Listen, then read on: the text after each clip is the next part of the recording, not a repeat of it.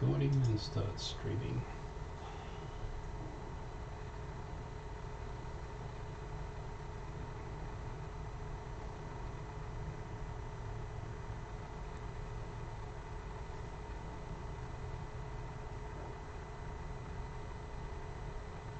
Howdy folks, welcome to another episode of Painting. I'm Dan, joined again this morning by Matty. Morning Matty.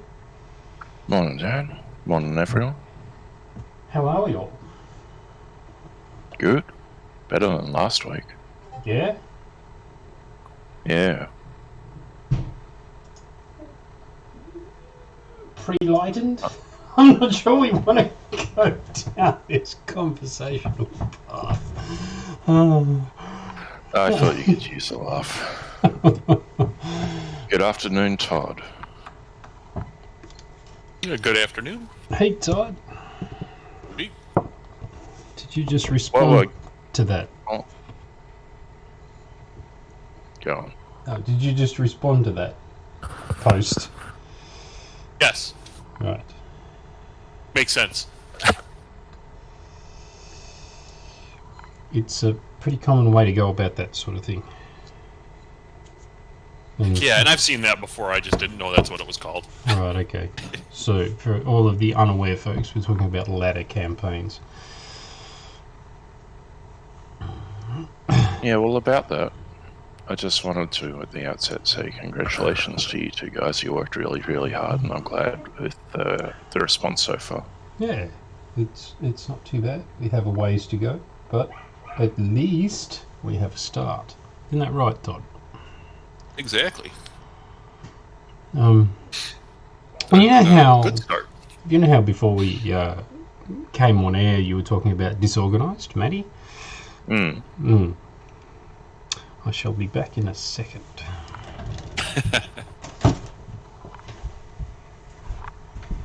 I wonder what he's gone to find us. Is it the last week's effort, or is it this week's offering, or something entirely else, like the dog? Maybe a dog. Maybe we'll be painting dogs this week. Sounds like fun.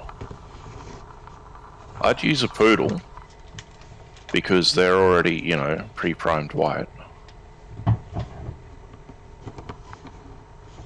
What are we talking about? Painting dogs. Painting dogs. I've got one that could do with painting. Painting with some kind of chill paint so that she relaxes. So these are the results of last week's, which is good. I think they turned out okay. Eyes in 15mm. They are so hit and miss. Better than any eyes I've ever managed. They're yes, a little bit wild, a little bit crazy. Yeah, they look suitably terrified. They should be. Because, yes, Mum brought sandwiches. Right. This is what we're doing today. And this is, Todd, how's your fighter recognition coming along? Since we haven't used that one, not well.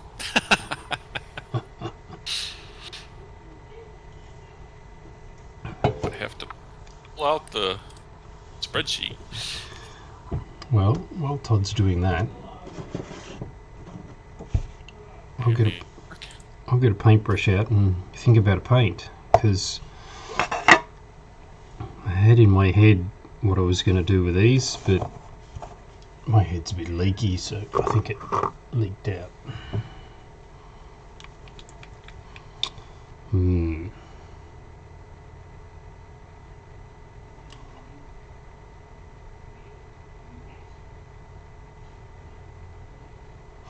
on the Warren computer for this. No wonder I can't find that. Nothing quite like being on the wrong computer. I'm still on my work computer. Well, it's good that you can't find this then. You want this Yeah. stuff on No, your no, work it's computer. there. Oh, it's there. Don't tell work. I'm sure they know too, though. Their IT departments are wise to you. I did disconnect from the company VPN first, at least.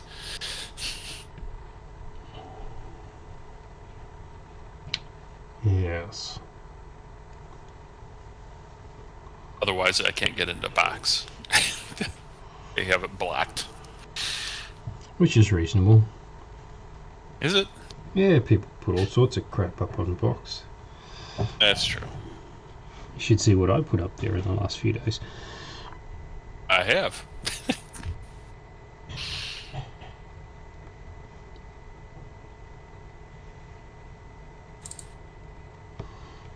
One of the things I did do, Todd, was I switched from Box Sync to, I think it's called Box Drive now. Yes. That's what I used to. And that's made a big difference. All of a sudden, I'm not getting these low disk space warnings anymore. Yeah, the only bad habit I have with that is I'll open up a file to start working on and then forget to close it. So if one of you, came along and added something to it and then I would save, I would probably write over it. Mm-hmm. I've gotten out of the habit the past couple of weeks. I was really bad there for a while.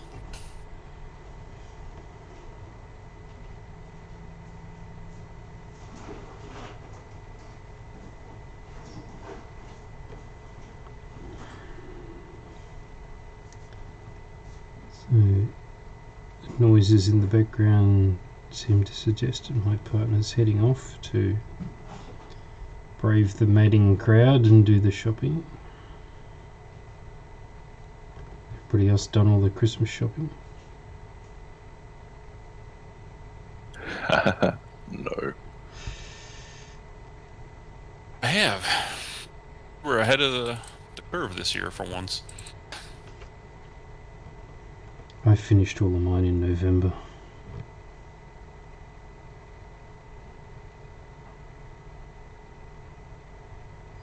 For the physical items that I was procuring.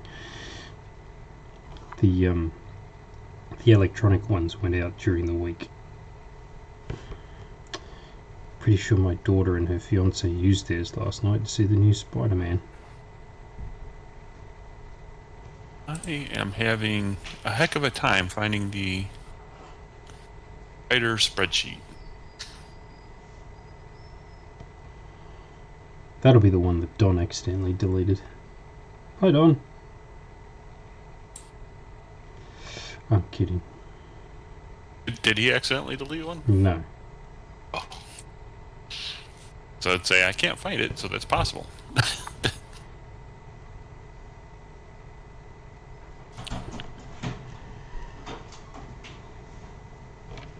I was like just looking at it the other day.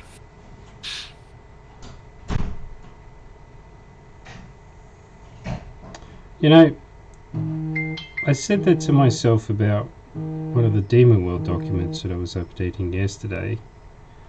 You know, I only updated this a little while ago, and a little while ago turned out to be June.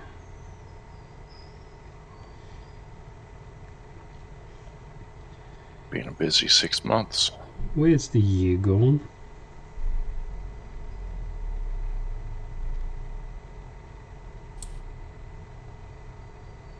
Would you like a frank answer or a safe answer? I'd like a Matty answer. I don't think Frank has any part in this conversation. It's too early for jokes, isn't it? No, I got it. I just had a mouthful of muesli bar. Well, obviously it wasn't good enough because it didn't cause you to have no mouthful of muesli bar. You'd be wrong about that. Now my keyboard has a mouthful of muesli bar.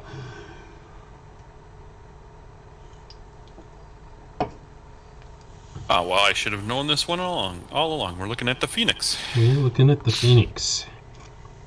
The Phoenix has been used in games, maybe just not ones where you were present. Well, let's be fair to Todd. He hasn't been present for very many of them.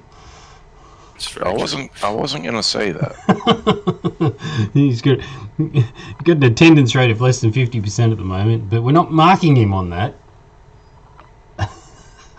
Oh, that's all good.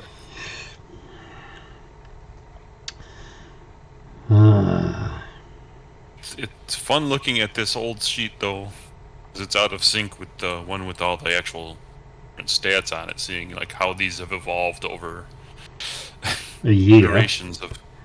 Yeah. I was going to do it red, white, and blue. Should I do it red, white, and blue? Yeah, sure. If you want to.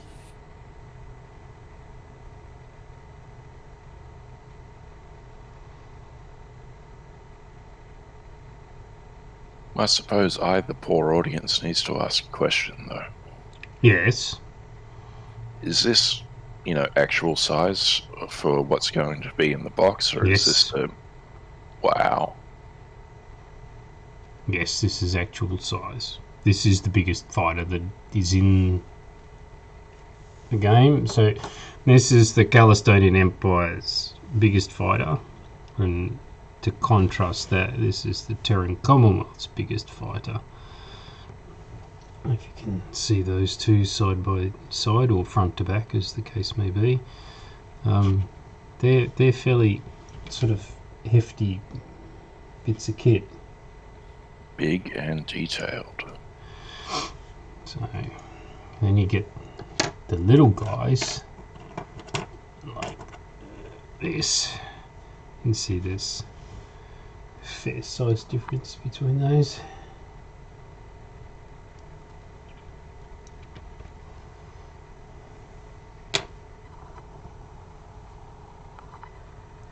Yeah. That's still a decent size. Yeah, they are. They compare fairly favourably with the X-Wing models, size-wise. Like this one's actually bigger than an X-Wing. It's the reason why we had to reduce the model count.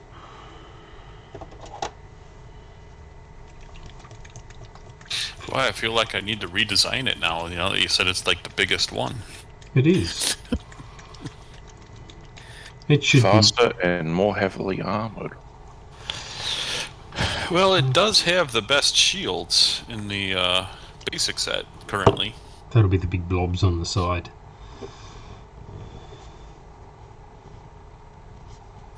But it's a little slow, and firepower leaves a little bit to be desired. But well, it can't rise from the ashes unless it gets to the ashes in the first place. You're not telling me the big spiky things out front, those aren't giant guns? Because they should be. Well, they do have little sort of knoblets on the end, so... Knoblet is a technical term.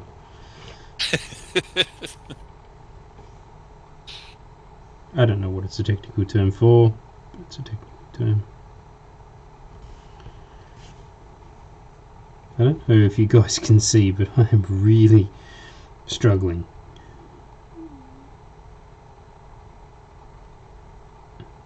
We are here to help. We can't put paint on the miniatures for you, but,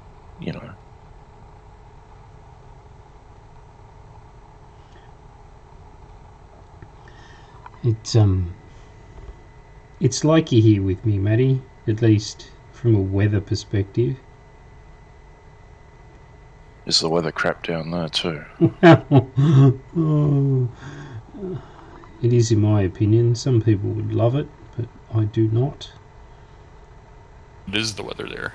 Well, it's 26 degrees Celsius and it's about 85% humidity. It sounds better than it is here because I hate winter. Yeah, right.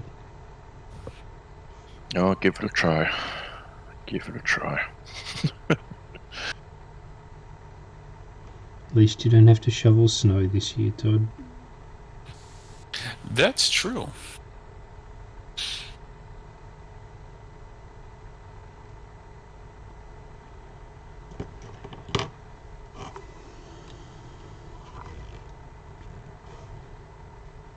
Oh, why would I have saved that document?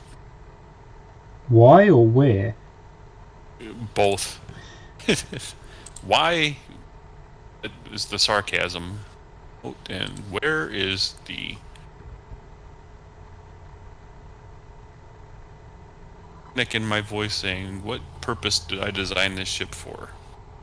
I believe it was to take out the gearships. That's why it has high shields and close range weapons that are very damaging if they get up close to an unshielded opponent. But it's also slow, so it's not getting up close unless something's coming around behind it. Oh, the bigger ships are even slower. I think you're talking patrol class, aren't you? Yeah, you know. How did we determine the player character ships if we were in an RPG? Right.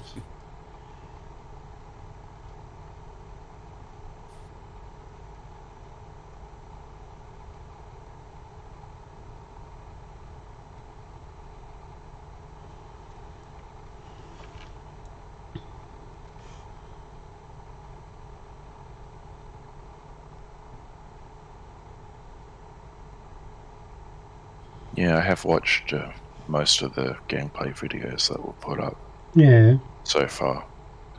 I find the Conga Line tactic to be most humorous. Oh, yeah. Induce the Conga Line. Yep. We're hoping that we've reduced that somewhat with this latest. Yeah. There's much less of a need to go for the Conga Line now.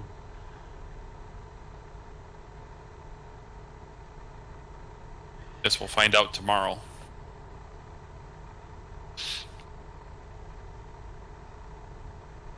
Yeah, so tell us what's happening tomorrow. You're playing a game, but are you no holds barring it, or? I don't know if you're aware of this, but neither Ross nor I hold bards ever. Like, Well, yeah, okay, we're not being but kind to each other, that's for sure. I mean, in those previous videos, there were specific aspects of the rules that you were testing, like missiles or Conga lines or etc. Are you doing that, or are you just going all out, everything's on the table, and away we go? I haven't told Todd this yet, but I'm getting him to organise the scenario for tomorrow, including which fighters on which side. So. You better tell him soon, because he's got a lot of stuff going on in the next 12 hours. So if you wait the 25 seconds of lag or so on Twitch, consider yourself told.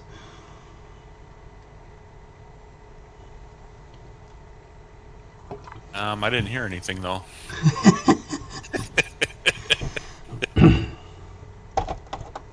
What, you've got Twitch muted just like the rest of us? Yes. Who needs to listen to us natter away? Well, I tried having Twitch and Discord not muted, but that makes it Ooh, interesting. That's super confusing.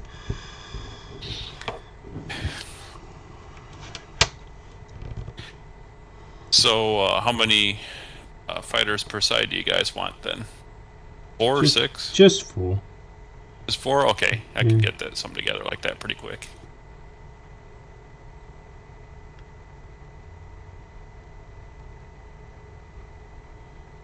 I'll look at the our current point values and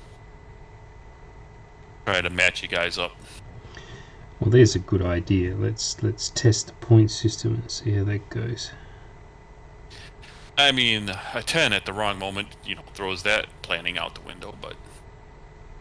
Can't help bad luck.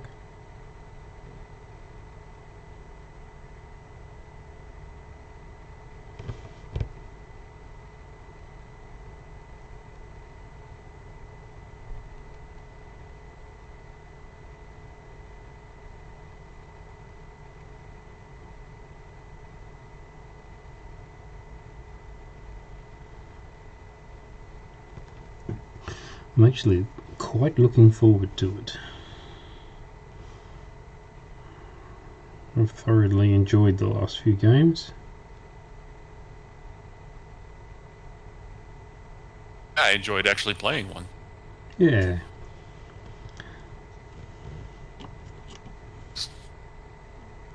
It never hurts to have a win first up either. I did not want to do that. Dang it. Undo, undo. That's an ABBA song, isn't it? Undo? Oh well. A line from an ABBA song.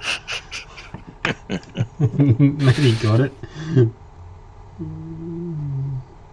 Yeah, sorry, that went over my head. I'm not singing it. No chance. Oh, come on.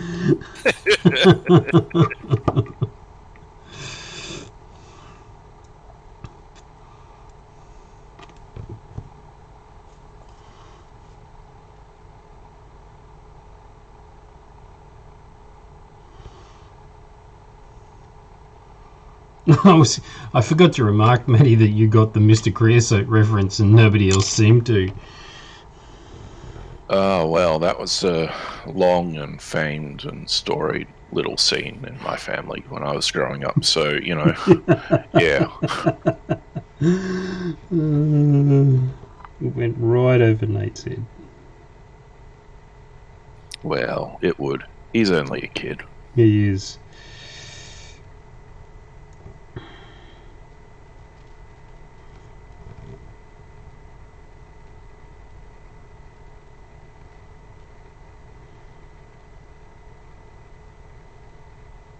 Yes, I pulled up the page of countries with red, white, and blue flags. We'll see which country this most resembles when you're done. Which country's flag?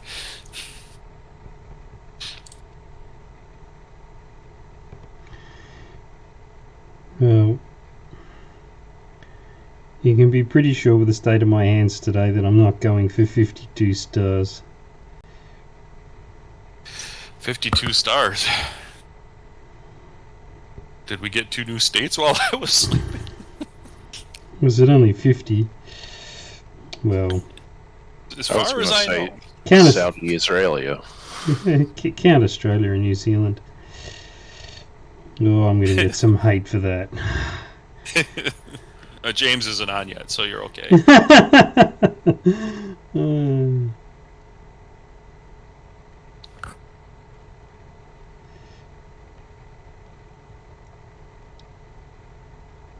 Go for the lower 50 instead of the lower 48.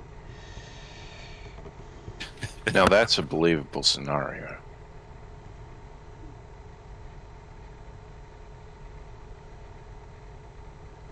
Which would the 2 extra be?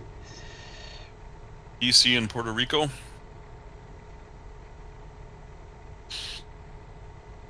I was going to say a fracturing of California into disparate entities. But yeah, DC and Puerto Rico are probably more likely. Oh, and James is watching us. He's just not on Discord. Right. How you going, mate?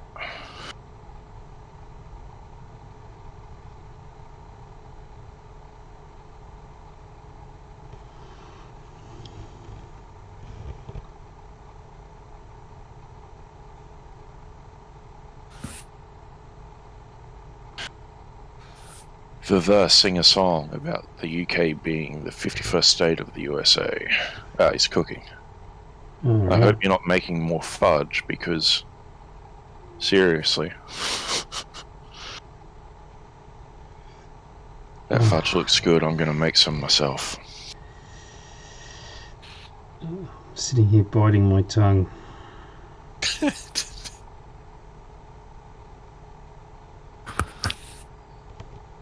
Okay, so here I am at work yesterday, and I checked my messages, and there's one from James. It's a picture of a big brown plate of goop. Yeah. There's fudge. Only 3 ingredients and less than 10 minutes to make, he says, and I'm like,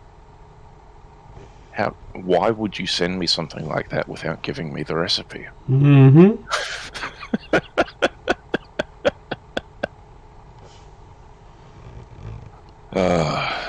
The act of a true friend is sharing your recipes. Mm-hmm.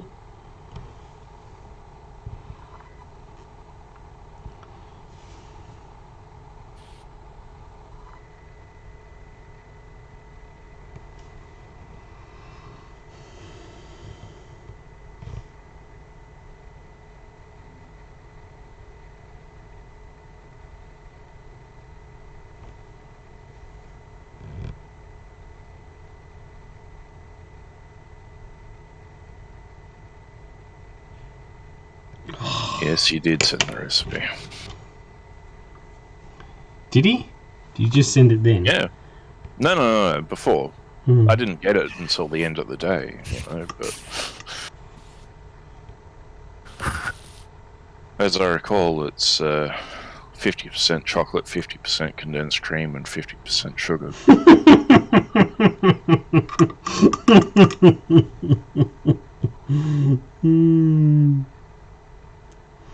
This is why you go to school, kids, to learn maths so you can make fudge. Well, no, I deliberately chose 50% instead of saying a third because the quantities of each are so huge. Mm-hmm. It was a joke. I know. Humor.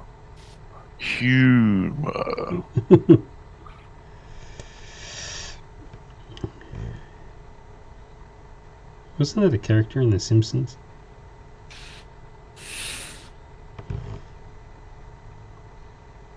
Maybe, but I'm not channeling one. Not that I can think of. Everything has been on The Simpsons at this point. This is true. South Park even did an episode called The Simpsons Already Did It.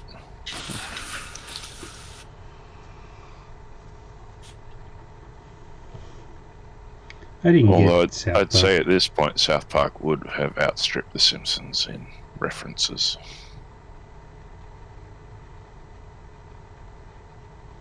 I'm not sure about that, James. Have you seen the pilot cards? He's saying the pilots in Interceptor do not eat fudge, but I think a few of them might. Phoenix has a pretty big cockpit, so Helps them fill out their G suits. Extra torso thickness makes them more resistant to G forces or something. well, if that's true, then Science. I could be a pilot. Suspect the Air Force would take a pass on that. I hear your Air Force are looking for pilots at the moment. They lost them? Yeah.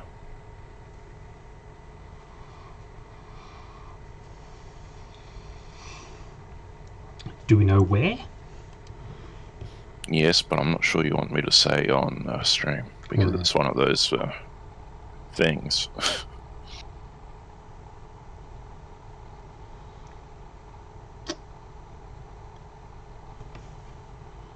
I think James knows what I'm talking about.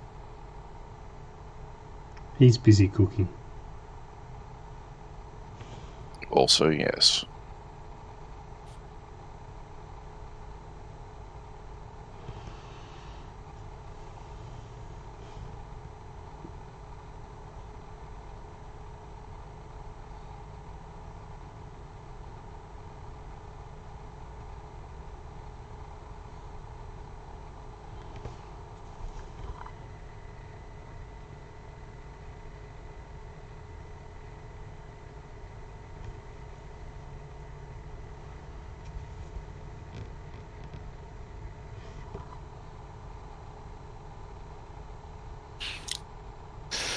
See, you're actually a good painter. When I paint stuff, I would just do space camo, and I just spray paint them all black.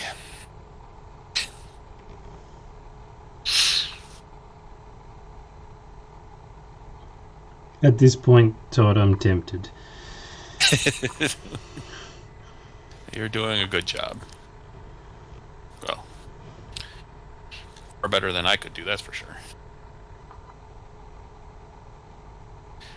Especially considering I no longer have any paint. Well, you know, if you're going to set the bar that high for yourself...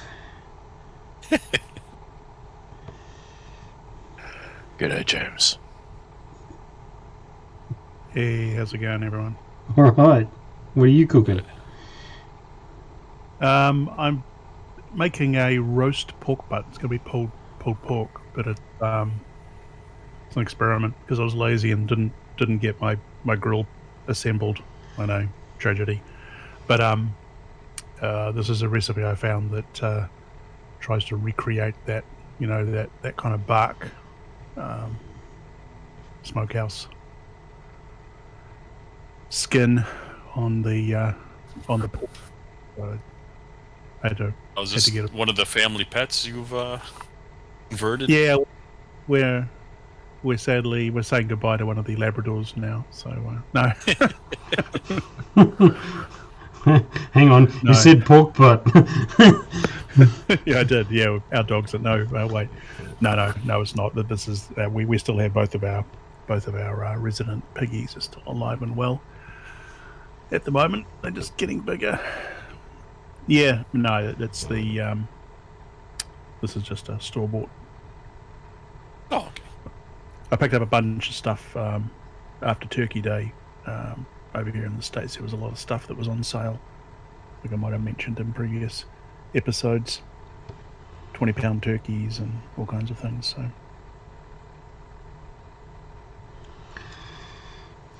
So this is an experiment. Isn't the correct term for the pig still being alive that it's unconverted? You could say unconverted. You could say pork on the hoof. I like to think of them as bacon factories at the moment because we're kind of feeding them and it's converting into bacon. So.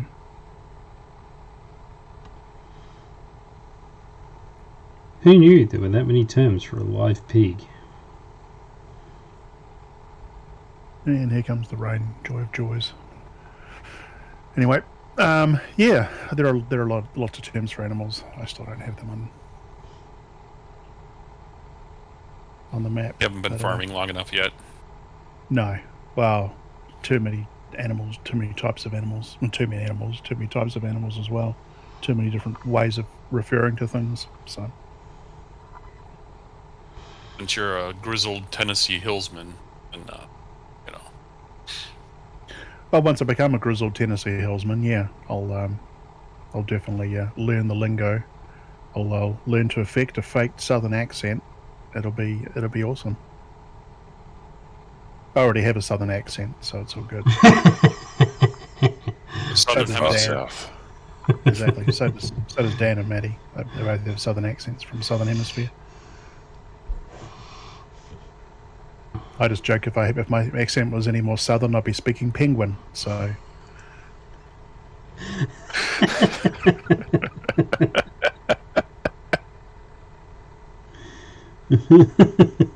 Best part is the look on the faces of the poor southern state Americans that I'm usually talking to at that point.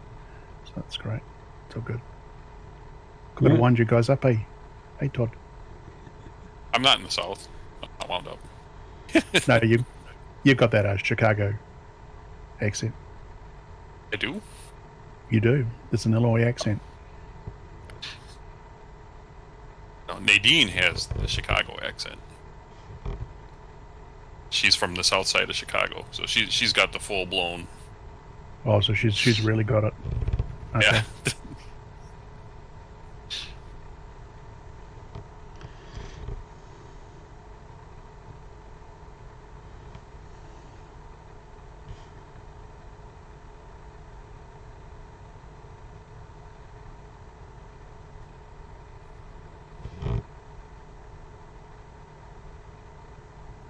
So you'll get it for a demo tomorrow? We are. Is Ross going to bring his lucky dice again? He is.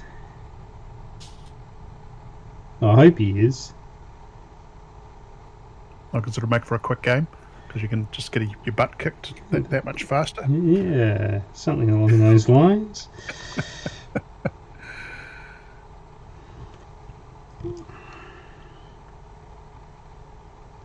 I think we want to show the world that it is a fast play game that is brutal.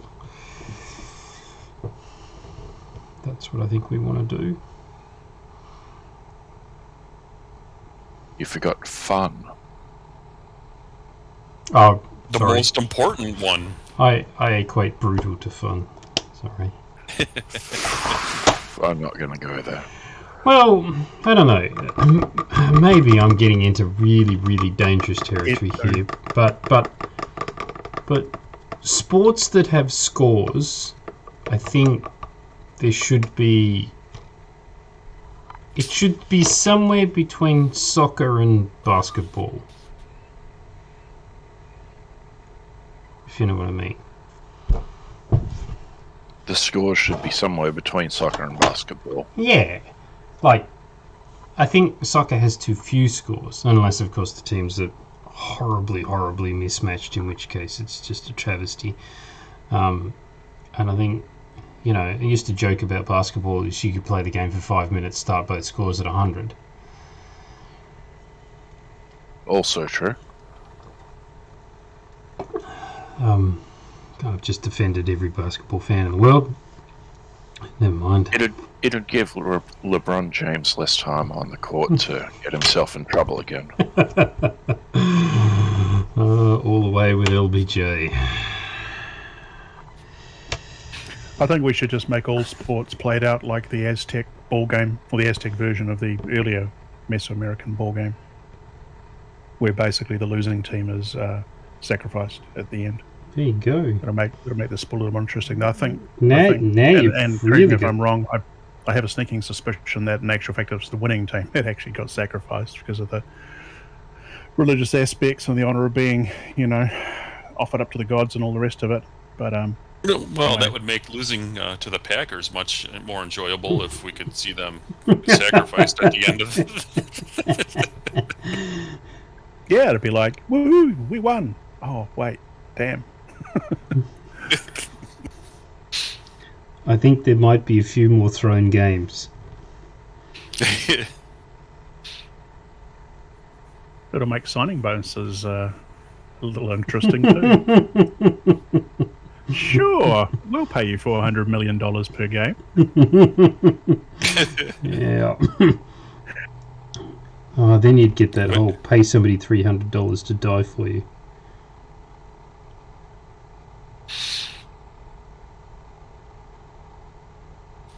But it'll make other sports more interesting. I mean, baseball would really become interesting. Cricket would be amazingly interesting because you wouldn't, you know, you'd really want to play for 5 days because this could be the last 5 days of your life. So, Yeah, but spending those last 5 days alone out under the sun, that's not much fun. true, there is a quality of life issue there, but you could always, you know, get bowled out early and then you get to sit it out for hopefully a few days. So. I think the current English cricket team would be a lot happier in life. Yep. And of course, in cricket, you can get draws. So, with a draw, do both sides get taken out? Or? No, the umpires.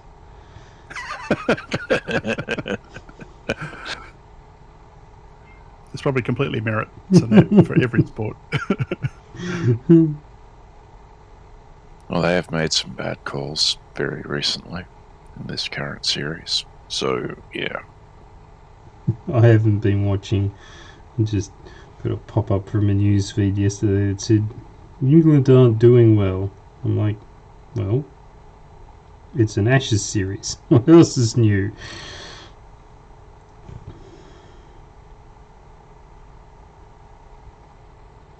Yeah, I think there's been some interesting calls, shall we say.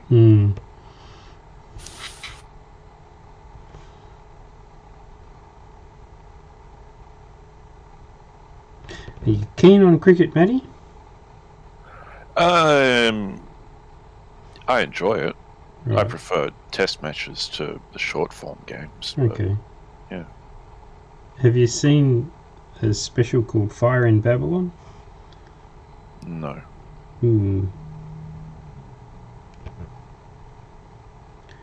Well, I can recommend it. Is that a variant of the Aztec ball game where instead of offering them up to the Aztec gods, they throw them into a metal cow in the name of Baal Moloch or whatever? Or instead, it's in the West Indies instead of It mainland is. South America. And you're offering them up to the Rasta gods.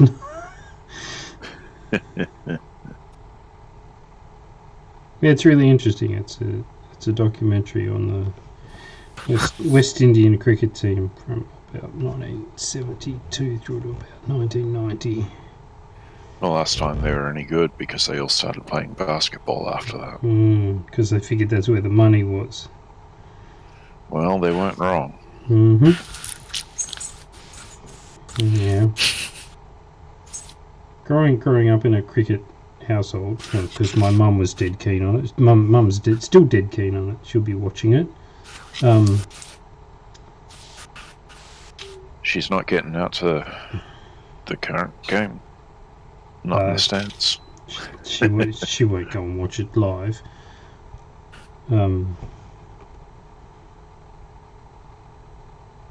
So I grew up in a diet of Test cricket, and those particular West Indian players were my heroes. And they were very, very good. I did want to be Malcolm Marshall. Very, very badly. Turns out I was just the very, very badly part.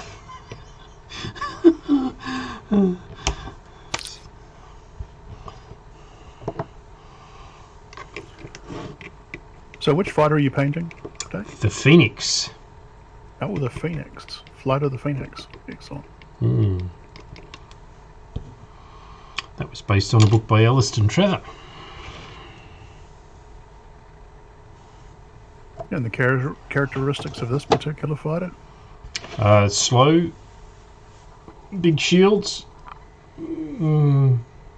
reasonable guns, Todd. Reasonable at close range. So it's intended to get close to its opponent, even if Yes. shielded. It's Take a lot of punishment. so many lines from Topkin, so little time. Yeah, it's designed to go up against your fish. Leviathan killer.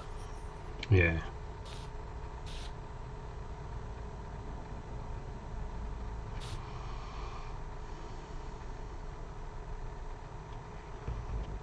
And I mean, I guess that's where it's going to stay now that, I'm no longer allowed to make changes. I think they were rule changes that he was referring to. I think that if the designs don't work, the designs need to be changed. Although, you're probably going to give Don apoplexy. Oh, wait till we get to the pilot cards. Because I don't know what spreadsheet he's working from, but it's not the spreadsheet that we have, so it's... Yeah, okay. We need to sort that folder structure out, Todd, because Yes, we do. it's all over the shop at this point. So I had a bit of panic last night when I thought I was going to do all the pilot cards this weekend too, because I wanted to fix that first, so that he's not doubling up work. Yeah. We have enough work to do. We don't need to make extra. Yeah, amen to that.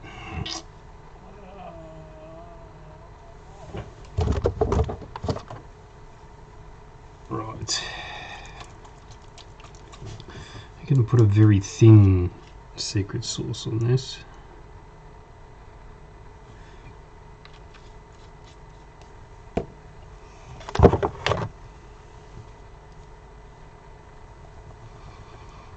Just to pick out all the other detail.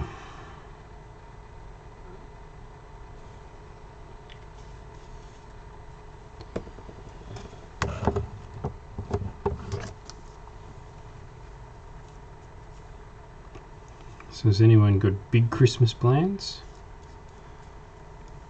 Big families, big functions? The obligatory overlong phone calls to family in New Zealand. Other than that, very little, hopefully. Hmm. I'm probably going to be watching at least 3 episodes of The Expanse, because I think they'll be out, be 3, maybe even 4 out by then. This is Like season... 2.5 seasons behind, so. Oh, I'll watch those and then I'll yell at the television, "Why didn't you release the whole season?" But anyway, it's fine. Just the best sci-fi show, in my opinion. Shouting at the TV, "Why is Holden such a dick?" Well, yeah. No spoilers. No spoilers. Those of us 2 seasons behind. The lead He's character. toned down a little from the book, but the book's authors are actually executive producers and writers on the show. So at least we're not going to get a Game of Thrones. I read the first book, so.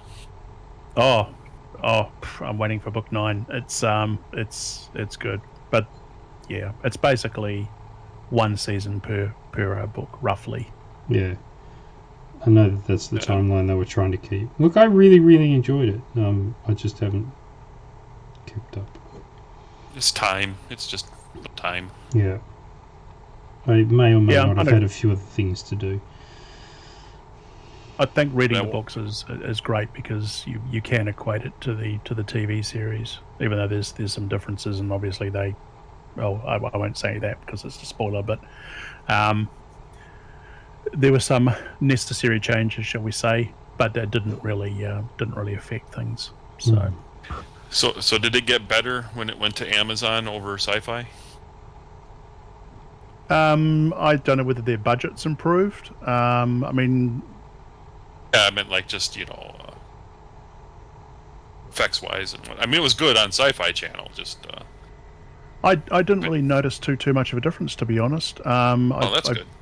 I think it certainly didn't get worse. The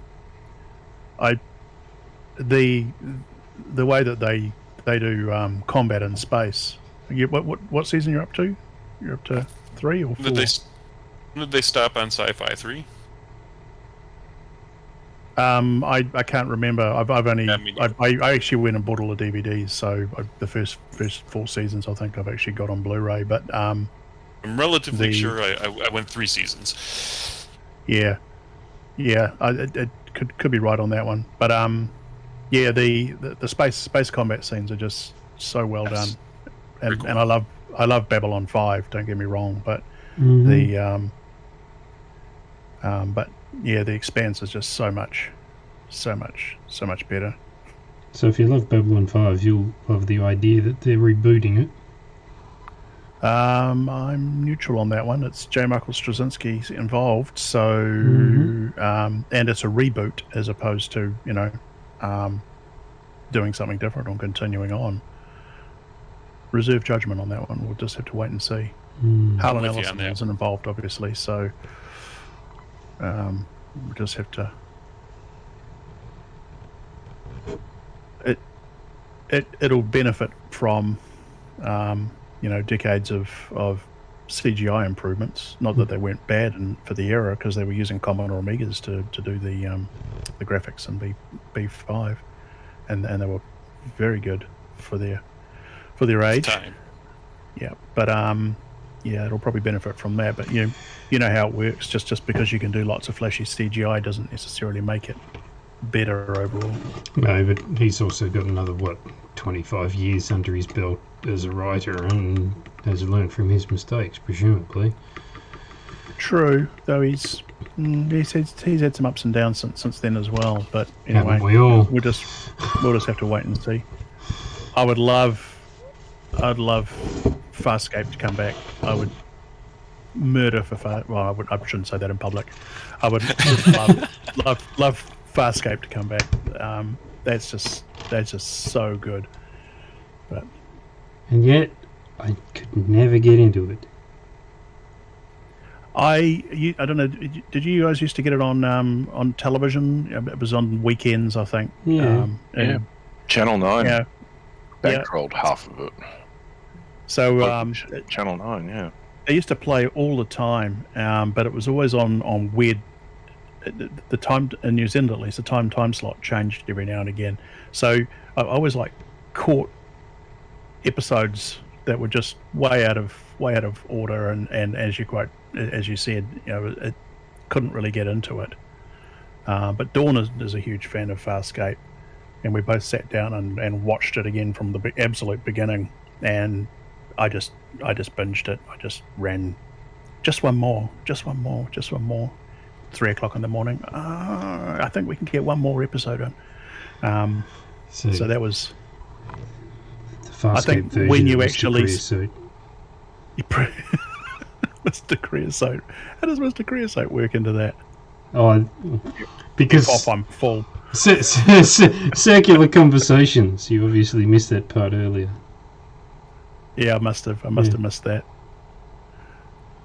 Mr. Creosote came into the It was brought up because it happened in a role playing session I was involved with Matty a couple of weeks ago, where somebody was talking about eating absolutely everything, and I made a Mr. Creosote reference, and nobody else but Matty got it. So. Was it the one about the pate, or just a small wafer? Just one small chocolate wafer. I couldn't eat another thing. Bugger off. Bring a bucket. Bring me a bucket. I'm gonna be sick. I'm sorry. That's some of the funniest television ever made. You've seen the making of that movie, where they had to come up with all the stuff for the Vomitron and everything else. What I really like about that particular scene is when the final explosion happens and there's crap goes everywhere and there's people chucking in the background. They're really chucking. That wasn't acted. There was so much stuff everywhere. Yeah, and apparently it smelt really vile. So, it's good stuff. It is one of the truly classic Monty Python scenes. Yeah. Well, comedy scenes, period. Yeah. Not after the squeamish or faint of heart. Not at all. If you like that, watch Meet the Feebles. Oh, I've seen Meet the Feebles. Many times. Oh. What is this, Monty Python? I have to get you to watch Meet the Feebles, Todd. You'll never. Peter Jackson. It is. I think I've seen it. Oh, you have his Muppets version, Yeah. or his version of the Muppets. Yeah. Yeah. And Bad Taste, which is his original. Yeah. original. I mean, Bad Taste Also, Instances are good, but Well, it was his first, and he really didn't have a budget, and the script is kind of out there, but it's actually kind of a lot of fun to watch it late at night after a few beers. So right. Because that's pretty much how we watched it growing up. So Absolutely. Nostalgia.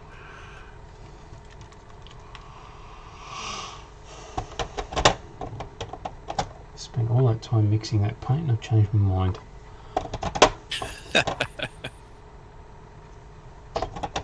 Which one do I want? So the special sauce is really just a wash that you've Yes. applied. It is. It's just the Army Painter Quick Wash. Because it makes a difference. Huge This- difference. This was heavily diluted, but the amount of detail that you can see now is quite a bit more. I think I can see the pilot eating fudge in the cockpit there. If you squint and look really hard. I'm really worried about the ground crew that was packing it in there earlier. And he's waving. Oh, He's waving and eating fudge. Who's flying the ship? E. Oh, autopilot. Sorry, Matty. Been resisting going there for ages, and I just failed that resistance roll.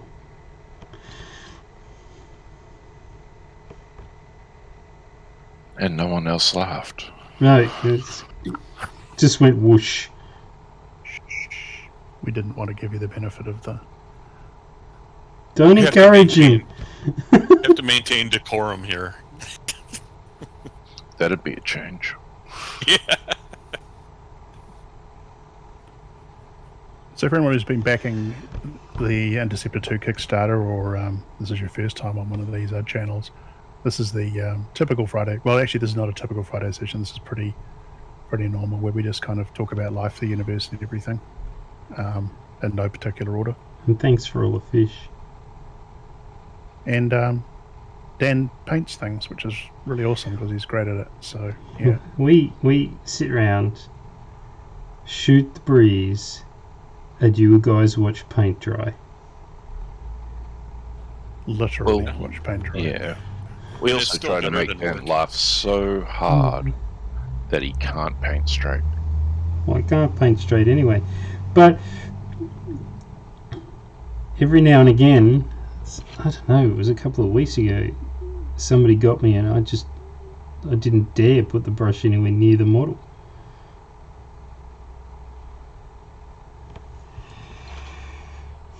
You're welcome.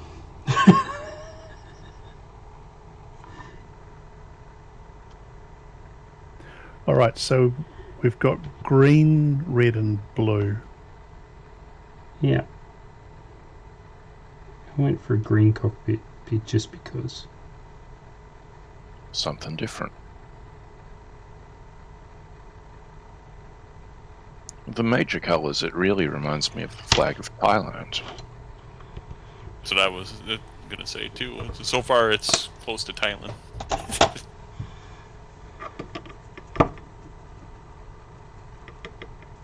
You have to come up with a name for a fighter squadron, Todd, that would use these colours. You could make a completely new color up. What would I call it? New colour. No, I have no idea. Splorf? I don't know. Quadge. I'm painting this in prurient quadge. Prurient Quadge. Now we apply a wash of splodge to this part here to really bring out the detail. That Now, is sounds it the like standard splodge or squamous splodge? Oh, the sounds, squamous. sounds like the kind of thing that you would need to still high in transit. Mm-hmm.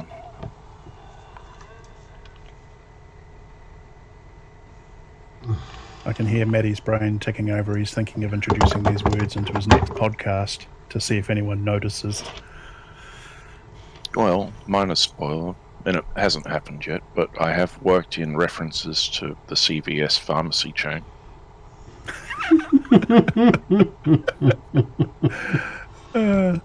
I figure I've got all these Promethean weird scientists running around. I may as well have one of them who's, running a CVS. Yeah, why not? You get bonus points if you introduce bats and a fish market into the plot too, but Oh, no, I don't think I would go there. a little too close. A little too soon? Okay, I'll shut up. No, it's just not that close to the truth. Well, Oops, okay. can't say that. But in effect, Camp Burlington's weird science, Promethean weird science hangout is rather reminiscent of that, isn't it? So you want them to go out and actually capture some of the Samsat minions, bring them back to analyze them to see what actually makes them work. So then you've got, really huge syringes that, you're injecting into and testing. Oh, like the Starship, digestive like the fluids Starship and stuff, Troopers stuff. Yeah. We're probing the enemy. Exactly. Censored. I'm reading the book at the moment and thoroughly enjoying it, but it has nothing to do with the movie. Oh no, the movie is doesn't. nothing No. nothing like the book. It's Apparently, Paul Verhoeven refused to read the book. Yeah, Verhoeven had his own script that he wanted to make. He just bought the title Yeah, right. from the book, and that was it, so that he could actually get his movie made. Yep. Oh, and he renamed one of his main characters to Johnny Rico, but, you know. Yeah. That's it. That's it. That's as close as it gets. And for that reason, I refused to watch the movie. Oh, there you go. I've only seen the last 10 minutes of it. Oh, That you, was enough. just watch. It's a great movie. Just watch the shower scene. I will have to say, though, if we could afford to buy a property, it would be worth it just to get names. Naming stuff is such a pain. This is true. If only we could have got the IP. If only.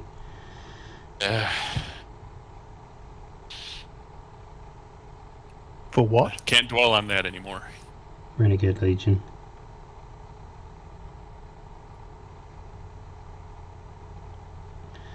I like how the internet is still full of hopeful individuals that think that they're going to succeed where others have failed. What, to get the Yeah. IP? Well, no, just to get Nika to respond at all. Oh, yeah. I tried. I got nothing. Nothing. It's like... Yeah, I've had no responses to my emails from the current license holder, IP holder. So I'm not sure they actually respond to email. Yeah. Maybe their email server isn't turned on. It didn't bounce, so... I know, and I found like a couple of their like executive lawyer type people and even emailed them and never heard anything back. Yeah. So, what are you gonna do? Snail mail with $1,000 bills. Just for an introduction. To throw around. I think, Have you Matty... got cash to throw around? I think, Matty, you might have struck upon how the world actually works.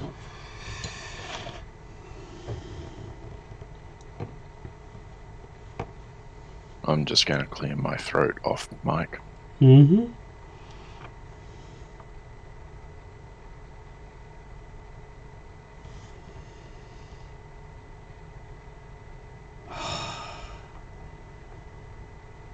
If I could just stop shaking. If you haven't, check out Bo Burnham and his latest video, Inside, on Netflix, but specifically the song How the World Works, which is a puppet song about how the world works.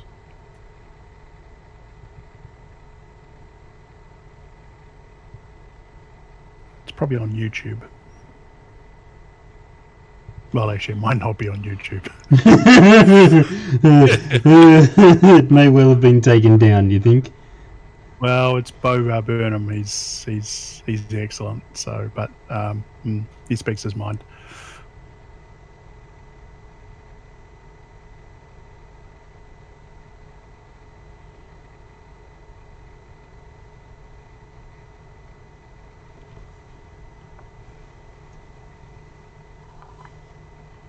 I am surprised it's on YouTube. I'll Send me a link. Matty a link. Yeah.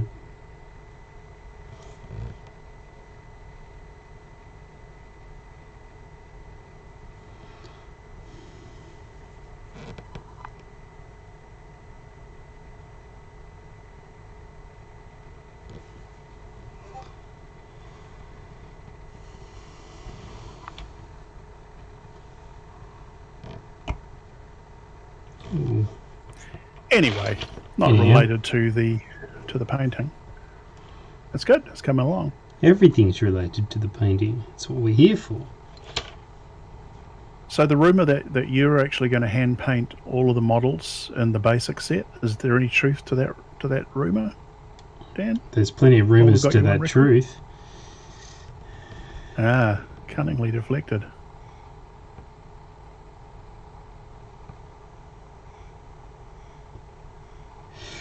Nothing is painted, people.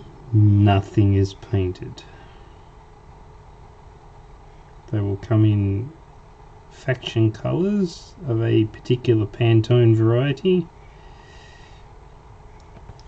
get the joy of painting them yourselves. Yeah, well, and maybe we should just make it clear you don't need to 3D print them yourself either. Oh yeah, that was a question. Since some people have thought that. That was a question.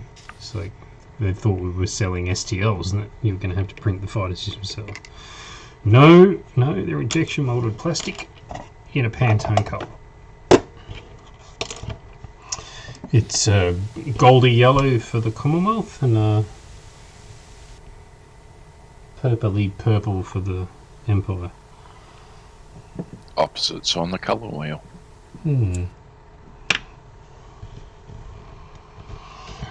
So I'm going to dry brush it a little bit.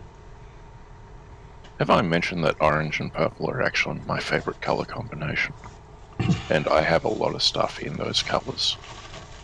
I believe you did, but I believe it was only a personal conversation, not a public one. Well, I happen to like both orange and purple, and I'm probably just going to mix up your fighters. So you One are big happy family, of Slaanesh? and they can gang up on the other three factions that are yet to come. So what you paint the Empire purple and orange, and you'll paint the Commonwealth orange on purple. Pretty much.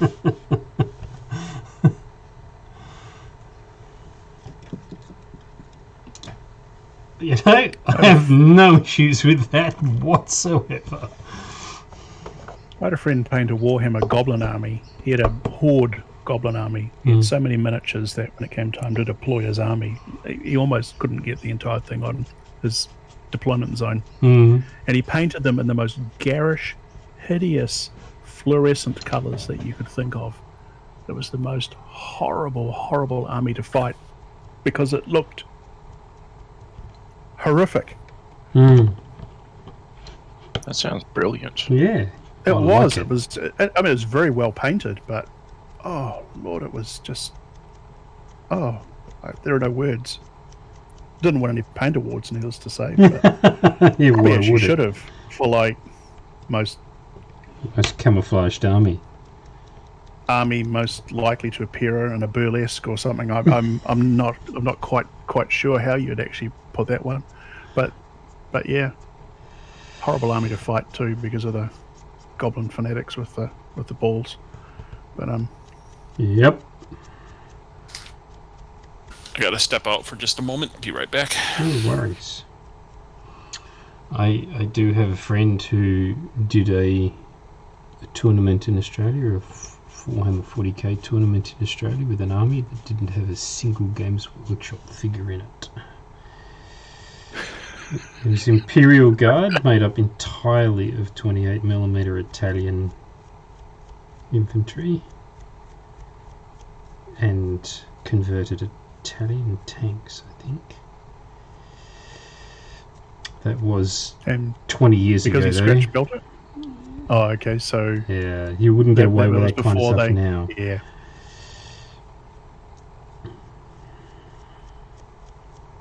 Not a chance you'd get away with that now. So I saw a video from that guy who's basically virtually scratch built all of his orcs. Yeah. He's got bruises, I think he calls them, and sells the STLs and stuff. Yep. Yeah. But impressive models. But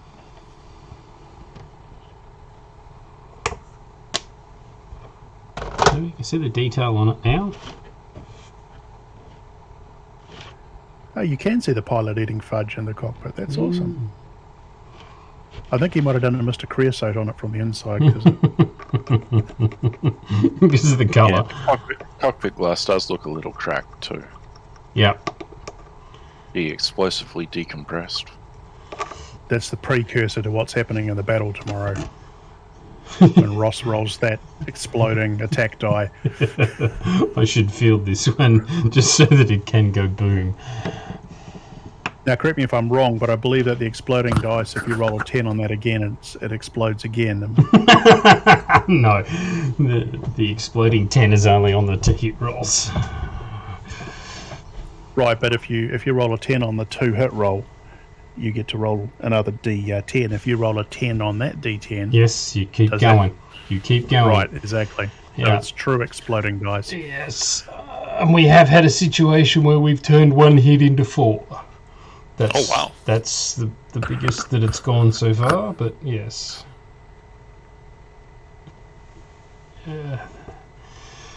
Poor Ross was on the receiving end of that one. And you were on the woohoo moment. So Yeah, I tend not to play those moments up because they really come back to bite you. Like usually the very next game.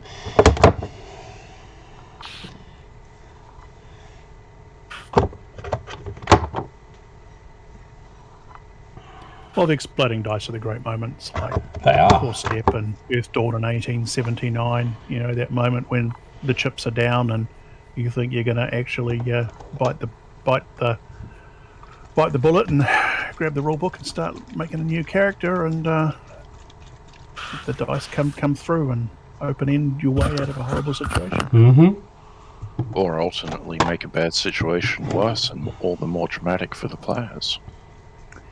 That is also true too. Yes, that is a two-sided coin. I have noticed that you absolutely delight in that. Yeah. I'm not saying it's a bad thing. Not at all.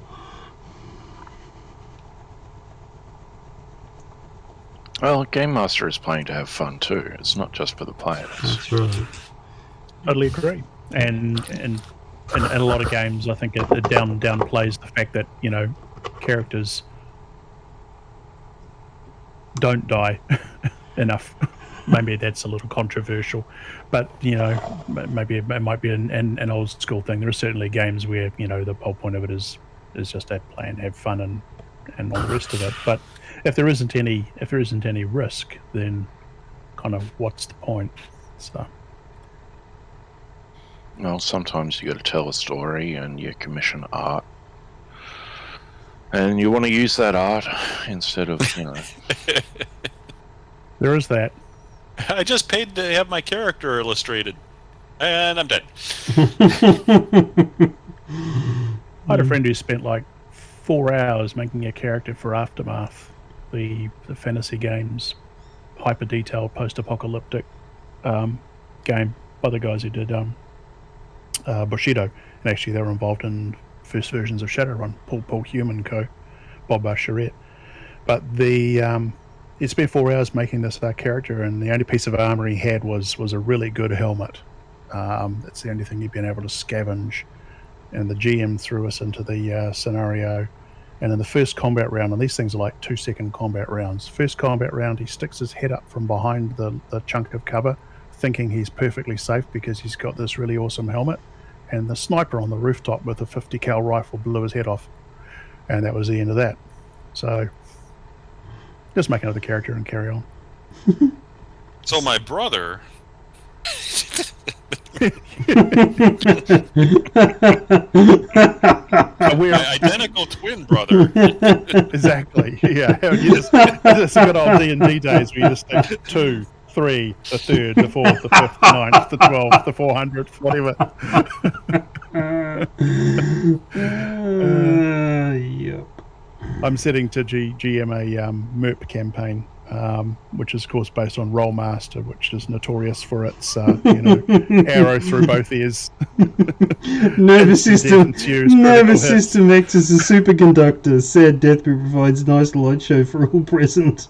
Exactly. The crushing damage was its skeleton reduced to a pulp. Try a spatula. That's exactly in the game. But going in, it's like, hey, if you want to play this, we're going to play it as it is because this is how we've always played it. Right. Be aware that you get to dish it out, but if it happens to you, you're just going to have to deal with it. So. Yeah. And so far, it's going okay. So, of course, they haven't had the try a spatula results yet. They made such an impression. Like, I've never played the game, but I read through it. I owned quite a bit of MERP for quite a period of time, at least up until my marriage failed and I had to get rid of everything to fund my future life. But yeah, reading them was such a laugh. Truly great game. Yeah. Definitely not realistic Middle Earth. No. Certainly had a magic level, but you take that aside. So Yeah. we all play Lord of the Rings online, so realism's not really.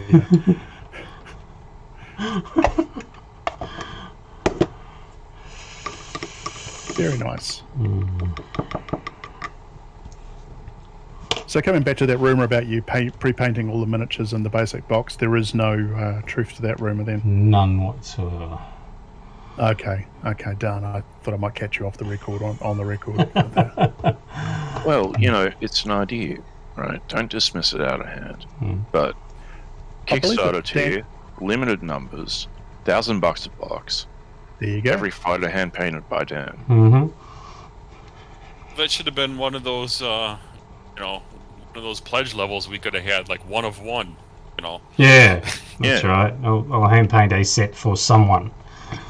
And it'll probably take an extra 6 months on delivery. Yes. Absolutely, but Oh, but then great again, idea. it's 20 models, right? Because I think there's 10 Yeah. fighters of each faction in the basic box. Yeah. So if you do one a week on this Twitch channel, there you go, 20 weeks. There you go. 6 months. Then there's the additional $1,000 pledge for the postage to get it to whoever it's going to.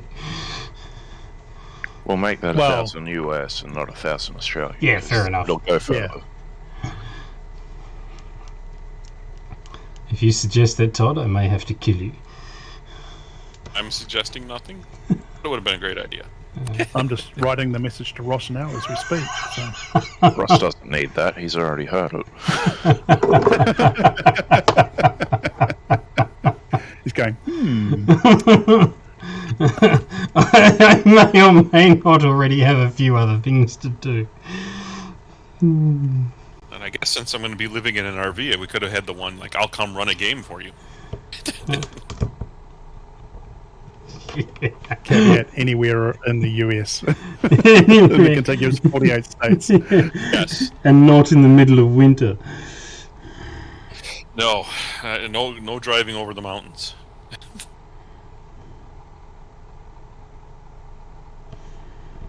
Yeah. It is something I've seen in other Kickstarters, though. Particularly in the Harebrained Schemes Battletech Kickstarter. It was a pledge level where you get to come into the office and you play a game with the developers and stuff like that. So, I know everything's a little bit decentralized, but it's a thought for the next time you want to put out a game. I think we should make the Earthdawn team do it for whatever their next Kickstarter is. Yeah, the next Earthdawn box set, whatever that ends up being. Yeah. Isn't the one backed up behind us in 1879? I don't know, maybe. I've been waiting for that Fort Alice book so long I had to burn down the town. You didn't have to burn Oilers. down the town. You were just having fun.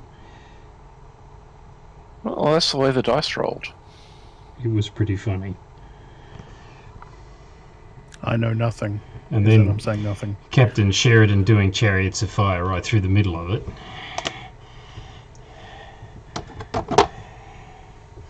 It's worth a listen, people. It's great entertainment. I think I'll tone these cracks down a little bit.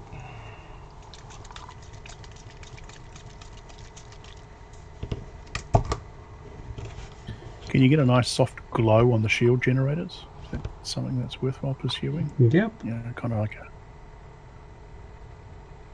What colour should the glow be?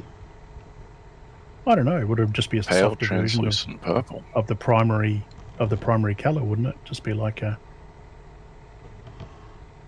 A pale, translucent purple.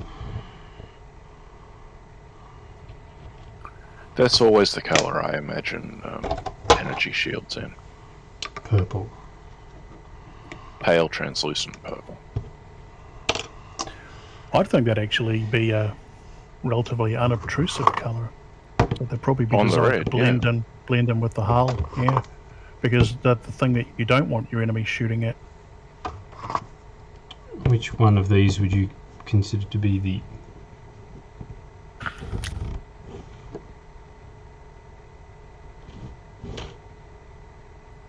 Purple ooze?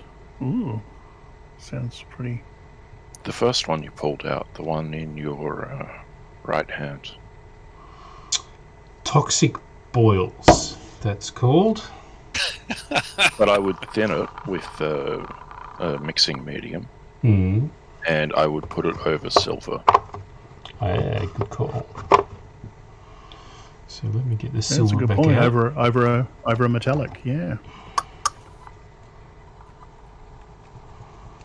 It's like all fancy now. Well, this is Dan's fault, you see. Dan's the one who started teaching me about making miniatures look good when they're painted, so, you know. He's got no one to blame but himself. You reap what you sow. Besides, you got 40 minutes to fill on the stream. It's actually quite nice to take one's time and work on only one model, as opposed to batch painting 12. But not all the time. I do like painting armies. I prefer painting armies. I remember how much fun you had with that ore wagon tower drawn by bulls. That kind of counts as a single. Yeah. That was a human rolling fortress, by the way. Was it? I thought that was an orc one. There was a big That was orc one- No, chariot. You're right. Yeah, It's the shields. Big orc chariot.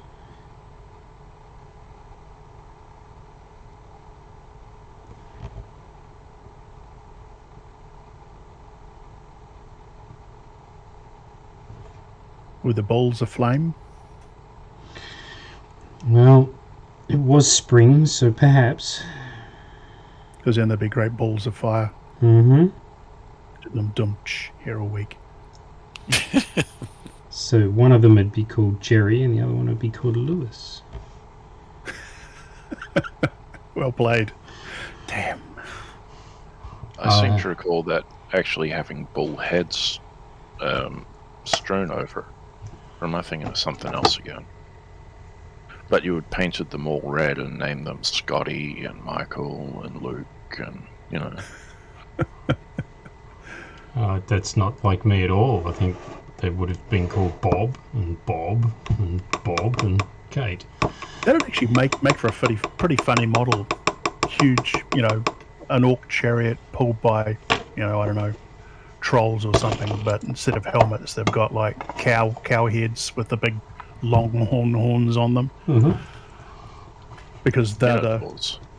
they're the bulls basically pulling the chariot. And in which case, I'd have two of those, and one of them would be named Boss, and the other one would be named Hog.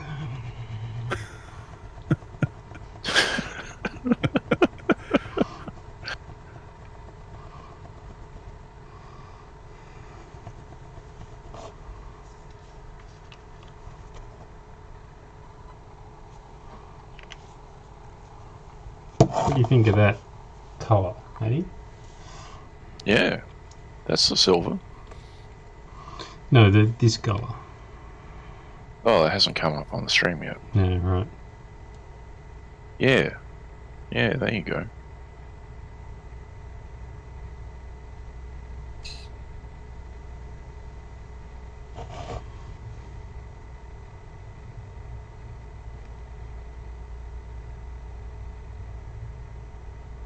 I'll be right back. I just have to go and feed an animal. Okay.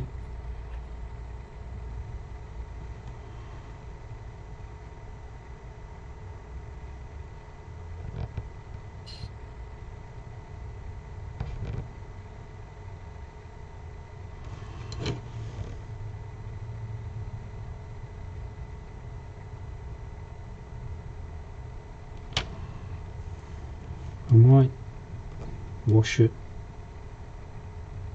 with the purple wash. Yeah, that might work too.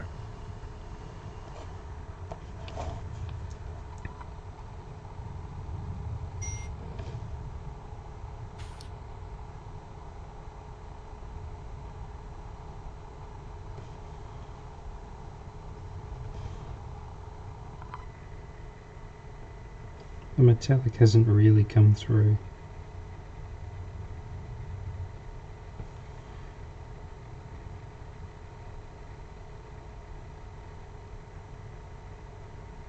But, well, we're all about the experimentation. We'll experiment. I think it looks good though. I think probably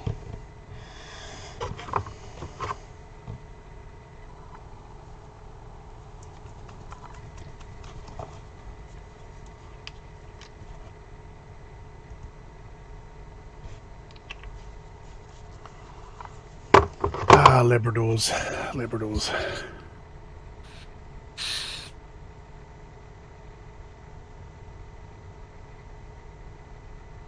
How's your puppy coming along, Dan?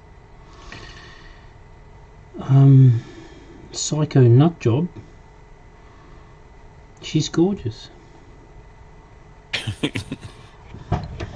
But she is full on.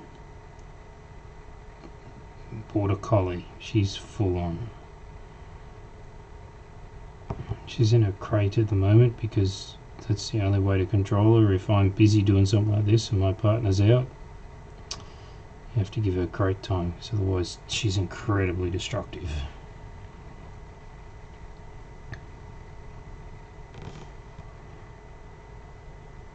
She's a chewer. Yeah, well, she's teething, so all dogs are chewers when they're teething. Another 4 or maybe 5 weeks she'll have all her adult teeth, and hopefully that starts to settle down. But she's, I don't know if I've relayed this before, but she's directionally deaf. So she can hear sounds, but she doesn't know where they've come from.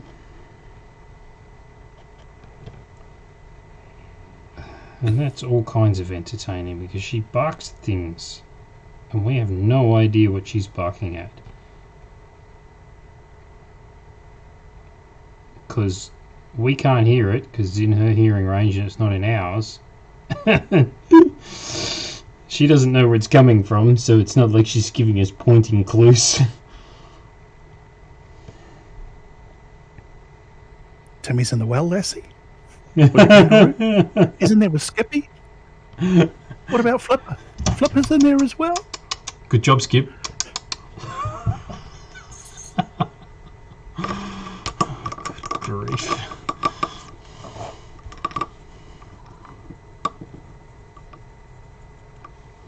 The children of today will never understand.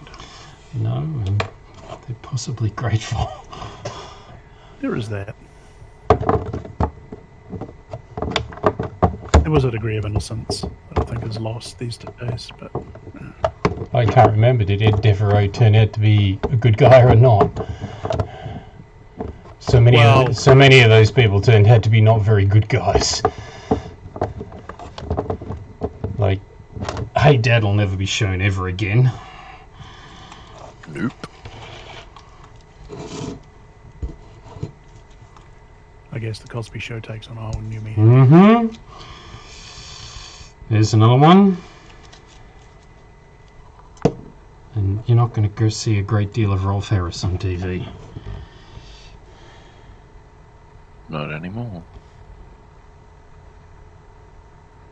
Mind you, I formed my opinion on Rolf Harris based on the goodies, so... I'm sorry, he was excellent in that. I miss the goodies. Tim Brooke Taylor and friends. Tim Bill Taylor. Lee and Graham Garden. Tim Brooke Taylor died of COVID. Allegedly. And a bunch of other things. Well. With COVID. With.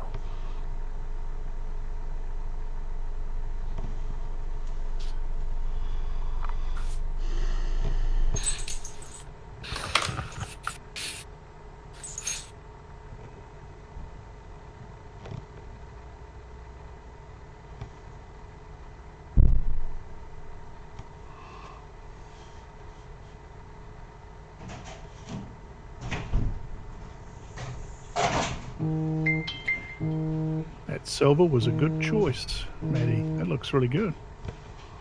It's a trick I learned from Dan.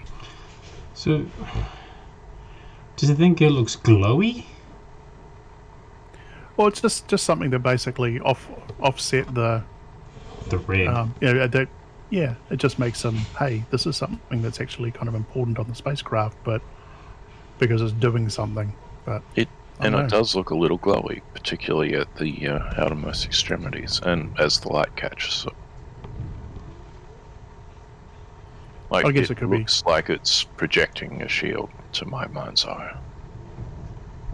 You can't see the shield. The shield's invisible, but you gotta... It works, you know?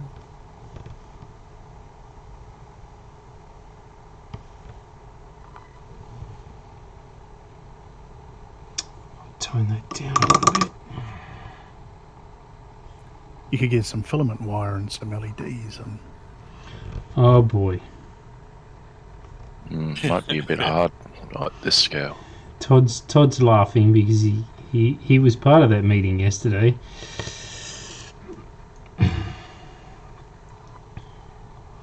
Save it for the museum scale kids.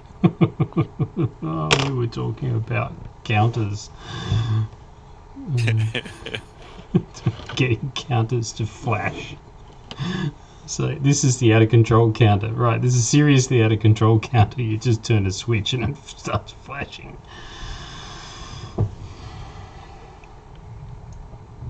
All right. You could probably do that, actually. You could probably make counters that actually have, like, little mini LEDs in them that actually do various things. Yeah, just run them off a button battery. Yeah.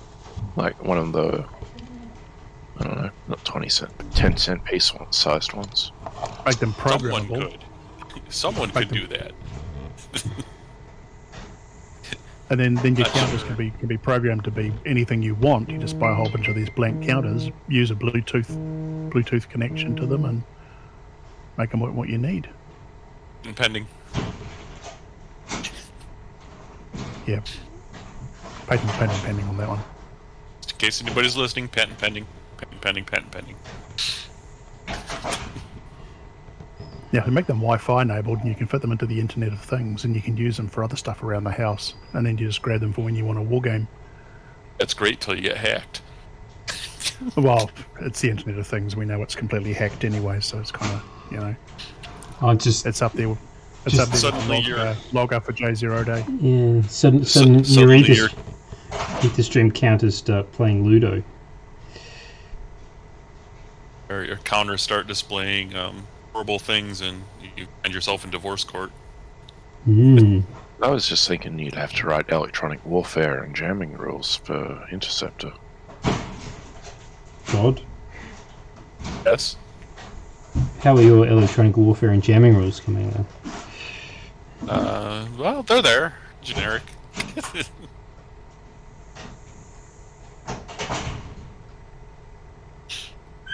Space chafe. Water. There is. Well, there is in playtesting. We haven't determined if it's going to make the final cut yet. There is chaff. So, no Top Gun moments. Missile lock. Yep. Oh, there are those moments.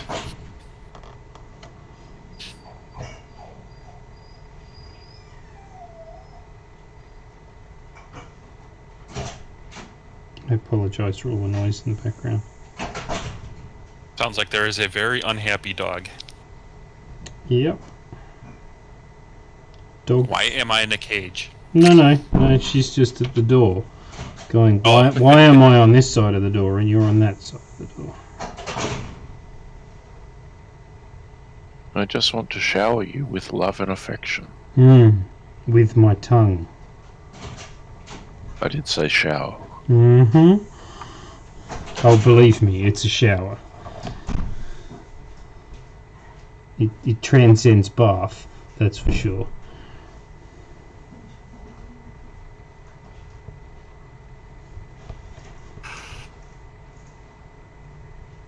Just to go circular for a second there.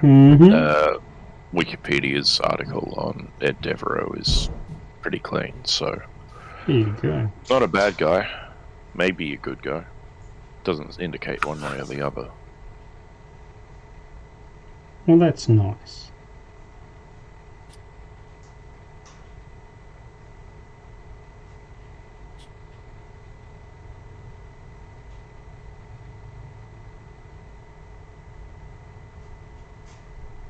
Skippy was mostly off the air by the time I was a kid, Yeah, not surprising. sadly. It was one of those things that was being run at about 10 in the morning, so you'd only see it on days you're off school sick. That and Kingswood Country. Don't know that a Kingswood Country would get air anymore. No. Which is a shame, because people who would make it not be on air have totally missed the point of the show. Yes. Still, It's extremely funny. it is. Leave your money on the fridge.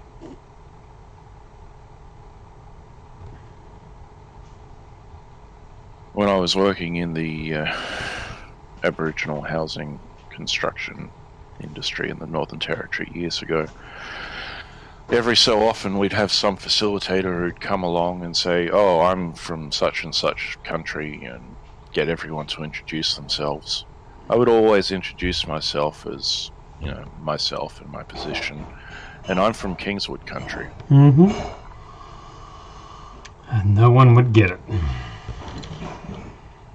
No one would laugh. No one would dare laugh.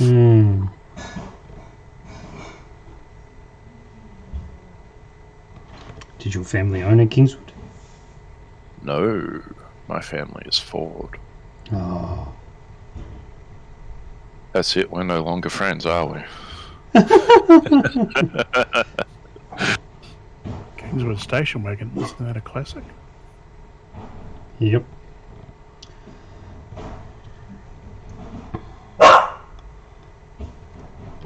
So, this is one of those instances of dog barking at something we have no idea what.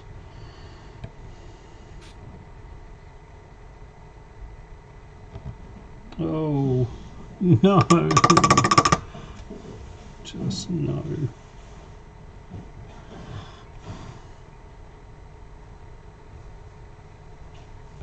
Should I stop fiddling with it and just call it done? Well, it's 20 to 9. Really? Mm-hmm. Good enough for table use. Thank you, It's James. good enough for table use bloody an hour ago. Well, that as well. You can put that in the basic box for the $1,000 pledge. For the complete painted set, one of one. My problem with that idea is that Sign it. someone would get it and look at it and go, I paid $1,000 for this? What was I thinking? Well, I mean, you show them examples of your work ahead of time. If they still pay the money, Yeah, there'd be some implied collaboration on the paint scheme. Better make it 1,500. $500 for the hassle factor. Exactly. Help pay for the workshop, Dan. Yes. When are you moving the painting stream out to the workshop? I'm not. Did I mention that it's 27 and 95% humidity? Yes, which means it's 37 and 100% inside the shed. Well, no, it is insulated, but Yeah, but insulation works both ways. It keeps the heat in as well as out. it does. So no air conditioning then? No.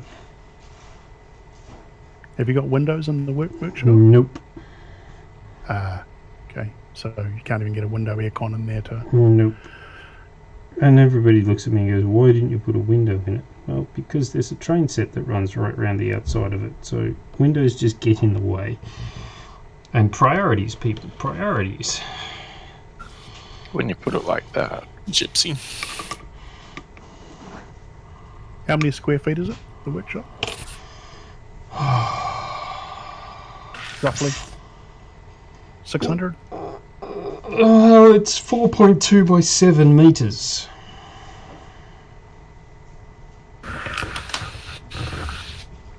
So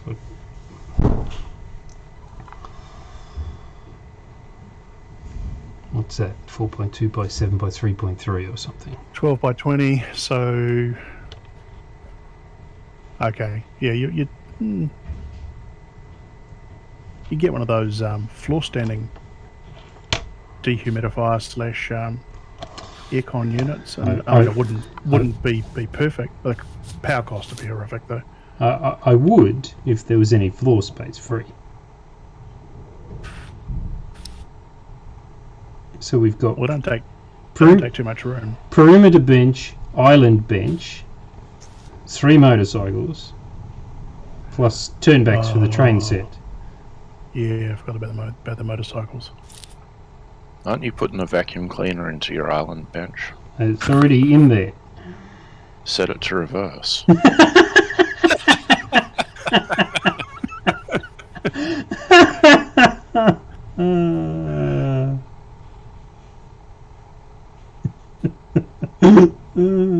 I'll be cool, but dusty.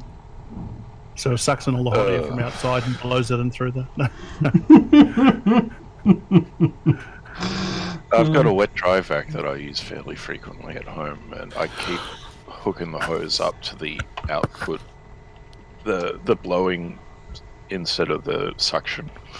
Right. And I wonder what the hell's going wrong. It takes me about 15 minutes to figure it out. Right. I've done it often enough, I just can't get it right. Because it's the same attachment. Right. Yeah, I don't have that problem on this one. But it is a wet dry vac, but it's almost permanently hooked up to the dust bucket, so...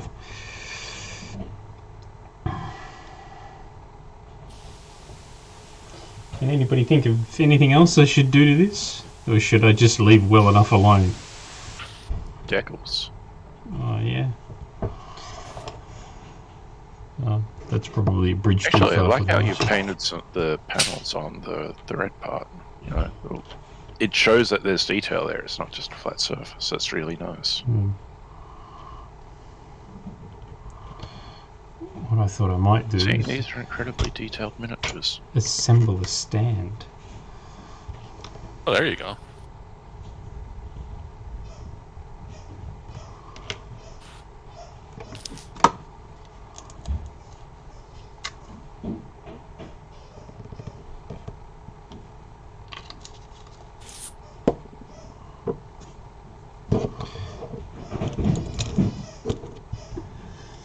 Again, I apologise for the molested toy noises in the background. Not your next door neighbours going at it. Not today.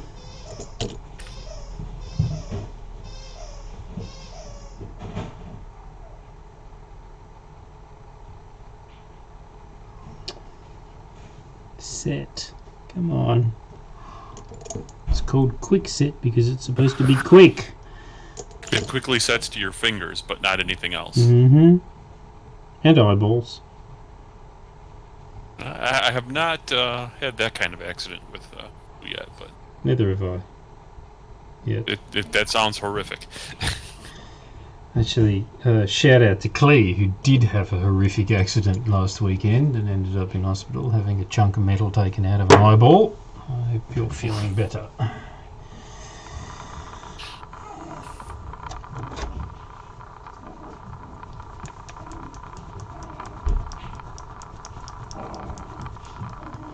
So, there's not a lot of detail coming through there, is there? Detail of header? The stand.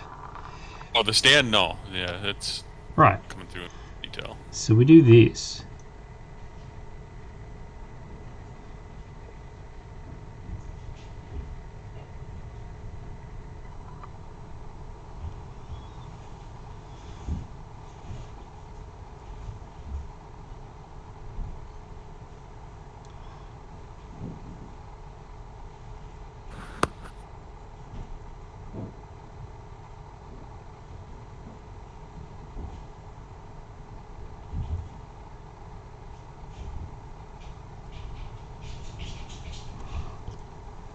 now look.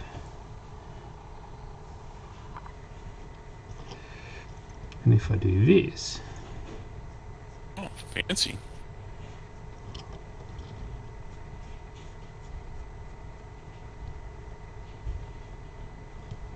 Is this the sort of stand that we're getting in the box? you are.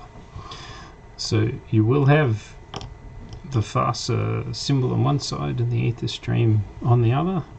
Do I need to de-italicize that?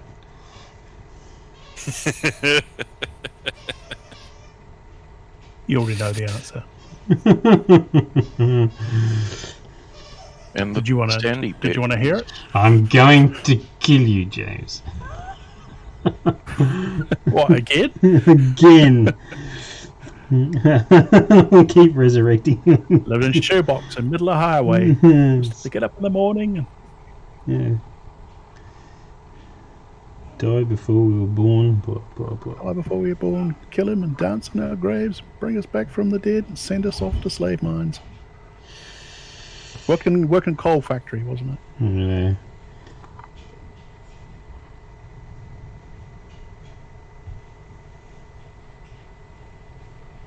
It's the problem with kids of today. They don't believe. They don't believe us.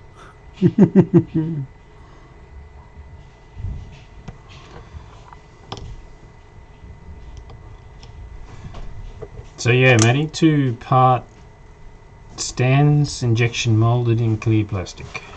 So they will be significantly better quality than these. And so what did you use on that? That was just some clear coat, was it? Basically, to do the Hard coat.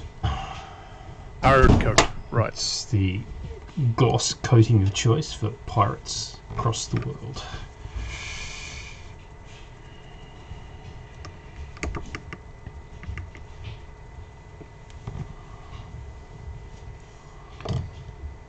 So while that's drying, if I pull this off its pin,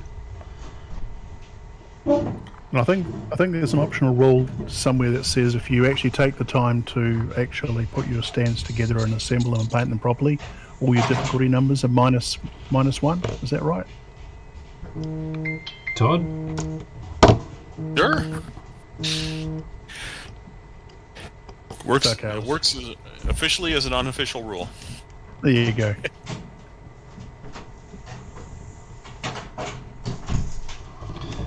so we'll No, glue, no unpainted miniatures at the table, right? yeah, glue that on.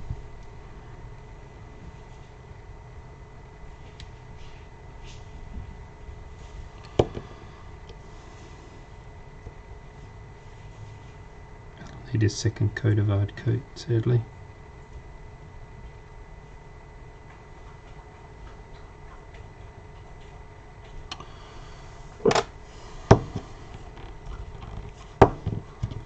It's the painted force pool. It's basically a pool of 10-sided dice to a maximum of 10 for each model that is fully painted. You get an extra D10 that you can basically roll with your pool at any time. But you pull There's your depletes as optional the game option. goes on, right? Of course, yeah. Yeah. But you basically spend them on either attack rolls or spend them on damage rolls. But That sounds like some kind of a karma rule. of course it is. Karma for having fully painted miniatures, spending the time and energy to actually paint your models. So that's what we've ended up with. For a couple of hours worth of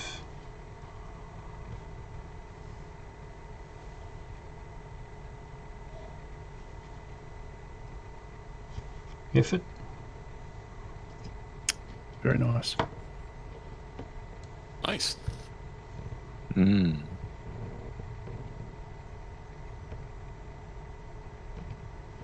Yeah. I'll take a photo of that and post it, Todd. What do you think? Yeah. What? Cool. Well, we'll just call it there. What do you think? 9 minutes to go. I think you should use the 9 minutes to write fluff for this particular fighter squadron. Well, the name has to have Fudge in it somehow. has to have fudge in it. Well, yeah. And Pilot call sign. pilot call sign Fudge, yes. There we go. We'll get our asses suit off if we use the word Cornelius anywhere near the word Fudge.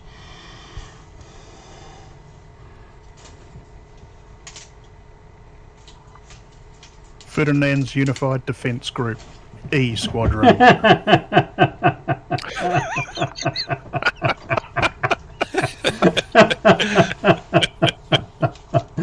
That's When the genius. chocolate chips go down, you send in the heavies.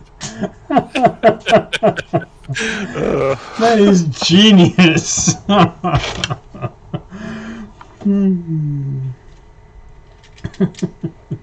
You should have been a writer for a living. You've missed your vacation. I think the world is not ready for that. Hey, we've been over Meet the Feebles and Bad Taste. The world's ready for all sorts of things. Don't tell the world it's ready, because yeah, that's fair. What? Because it'll figure out that it isn't. I think the world knows exactly what the world knows it is. Thank you, gentlemen, for a very entertaining morning. Thoroughly enjoyable once again. And yeah, I'll go and get some photos of this in the lightbox, and I'll post them to the Facebook pages, various thereof. And, Reminded everyone watching that there's going to be a play game tomorrow. Yes. What time is that? Same time? 1 p.m. earlier. 1 p.m. Pacific time, which is 3 p.m. Central 3 p.m. time, which is And what 4 p.m. 4 Eastern. p.m. Eastern, yeah, US. US. And if you're in Australia, it'll be 8 a.m. Victorian Daylight Savings Time, or 7 a.m. for those on the eastern seaboard that aren't in daylight savings. And what? 5 out west, I think. Yeah, it'd be 5 out west. Fun with time zones. Fun with time zones. Yeah, good stuff. Thanks, guys. Great stuff. See you next week. Yeah. Thanks, Dan. Sounds good. Okay. Tomorrow. Thanks, Next Matty. week. Yes. Tomorrow. No, still painting. I will still be painting on Christmas Day, but it'll be starting at 6, not 8. So that might be a stretch, Matty. Oh, yes. Good point. It's going to be Christmas Day. Yeah. Yes. Wow. So no, I am still intending on doing that, because we've got a live stream game happening immediately afterwards, and I need to get all of those out of the way before my Christmas guests turn up. Duly noted. No promises I'll be lucid then. No promises I will be either. But I do have a number more fighters to paint, so we'll pick another subject next week and we'll paint one of those. Ah, the joys of having printers. Yeah, So many choices. so many choices. All right, thanks, folks. Thank you. Have a good night. See you later. Or day. Take care, everyone.